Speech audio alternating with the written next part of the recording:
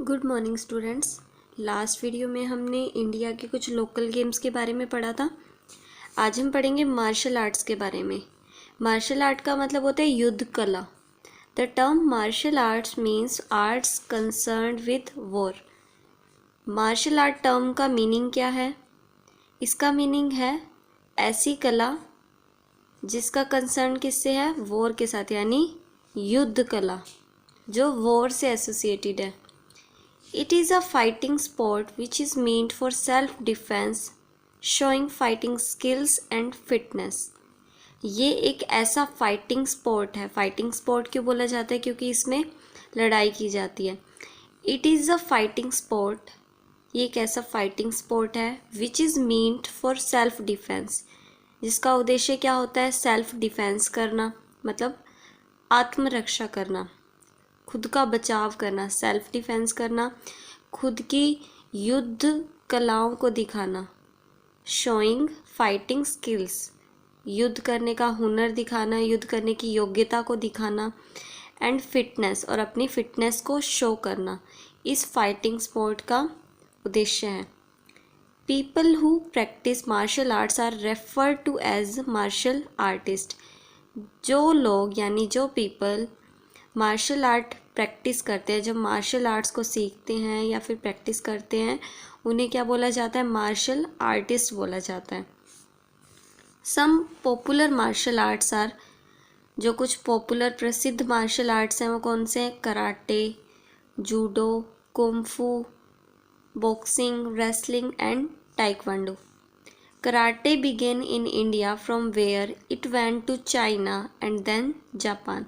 Karate की जो शुरुआत थी वो हमारे इंडिया में हुई थी। इंडिया से फिर ये कहाँ चला गया? चाइना में, और चाइना से फिर जापान में। Kicks of karate are accompanied with shouts to produce more force in each blow. जो कराटे में जो किक्स होती हैं उसके साथ एक ग्रेट साउंड ऑफ शाउट्स भी प्रोड्यूस किया जाता है, यानी ज़ोर से चिल्लाया जाता है कराटे की हर किक के साथ, ताकि ज़्यादा से ज़्यादा फोर्स को प्रोड्यूस किया जा सके। An expert karate master can even break a pit of bricks with his hand. जो एक एक्सपर्ट कराटे मास्टर होता है, जो कराटे में एक्सपर्ट है, वो अपने हाथ से एक पिट ऑफ ब्रिक्स तक को भी तोड़ सकता है। पिट ऑफ ब्रिक्स का मतलब क्या है? जब ईंट के ऊपर ईंट रखकर एक बड़ा सा गट्ठा बना दिया जाता है ना, तो अपने हाथ से एक एक्सपर्ट कराटे मास्टर उसे भी तोड़ सकता है। The Chinese American actor Bruce Lee was a kung fu expert. जो चाइनीज़ अमेरिकन एक्टर है जिसका नाम है ब्रूस ली, वो क्या था? एक कुंफू एक्सपर्ट था। He popularised martial art films with his stunning fight scenes. उसने मार्शल आर्ट्स फिल्म को प्रसिद्ध कर दिया, पॉपुलराइज्ड कर दिया with his stunning fight scene. अपने शानदार फाइट सीन से उसने मार्शल आर्ट्स की फिल्म्स को पॉपुलर कर दिया। किसने? ब्रूस ली ने, जो कुंफू एक्सपर्ट था। अब देखो, some popular martial arts of India. Thang Ta कहाँ का मार्शल आर्ट है? मणिपुर का। गटका पंजाब का। राई वांशे वेस्ट बंगाल, और कलारीपयट्टू केरला का मार्शल आर्ट है। Now we read about gymnastic. It is a sports in which players show their skill, strength and control by the use of the body. ये एक ऐसा स्पोर्ट है जिम्नास्टिक, जिसमें जो प्लेयर्स होते हैं, जो खिलाड़ी होते हैं, वो अपनी बॉडी का यूज़ करके अपनी स्किल्स को, अपने हुनर को, स्ट्रेंथ यानी अपनी ताकत को, और अपने कंट्रोल को शो करते हैं। किसका यूज़ करके? By the use of body, अपनी बॉडी का यूज़ करके। These exercises are performed with rings, bars, etc. Gymnastic में जो एक्सरसाइज होती हैं वो किसके साथ परफॉर्म की जाती है? रिंग्स के साथ या फिर बार्स के साथ परफॉर्म की जाती हैं। Now next is archery. Archery का मतलब होता है धनुर्विद्या या फिर तीरंदाजी, जिसे बोला जाता है। सिंस एंशियंट टाइम्स, प्राचीन काल से ही archery is use for hunting and self defence. तीरंदाजी का यूज़ शिकार करने के लिए और आत्मरक्षा करने के लिए किया जा रहा है। It involves the use of Bhoj and arrows. इसके अंदर क्या होता है, बोज मतलब धनुष और एरो मतलब तीर। धनुष और तीर का यूज़ किया जाता है आर्चरी में। आर्चरी का नाम से ही पता चल रहा है आपको, तीरंदाजी या फिर धनुर्विद्या होता है इसका मतलब। तो इसमें बोज और एरो का यूज़ किया जाता है, जैसा कि आपको पिक्चर में भी शो किया गया है। This is bow and this is arrow. Changing nature of leisure. Leisure का मतलब क्या होता है, खाली टाइम।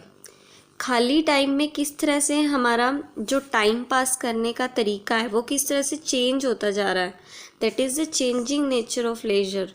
कि पहले हम जो हमारा लेजर होता था, खाली टाइम होता था, वो हम कैसे बिताते थे, खेल खेल कर।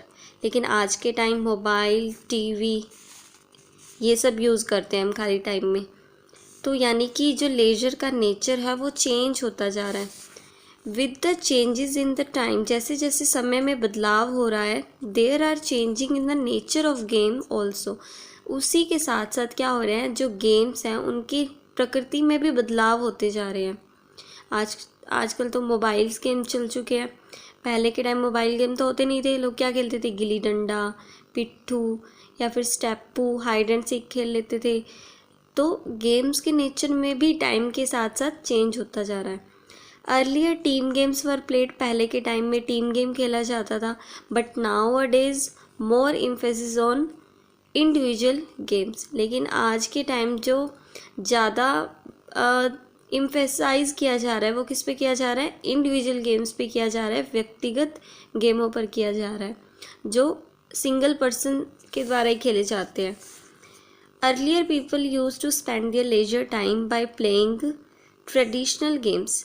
पहले के ज़माने के जो लोग होते थे वो अपना लेजर टाइम यानी खाली टाइम कैसे बिताते थे, बाय प्लेइंग ट्रेडिशनल गेम। वो ट्रेडिशनल गेम्स खेलकर अपना टाइम बिताते थे जो उनके पास खाली समय होता था। And were involve in cultural activities, या फिर सांस्कृतिक गतिविधियों में भाग ले लेते थे, या फिर लिसनिंग टू स्टोरीज़, या वो कहानी सुनते थे।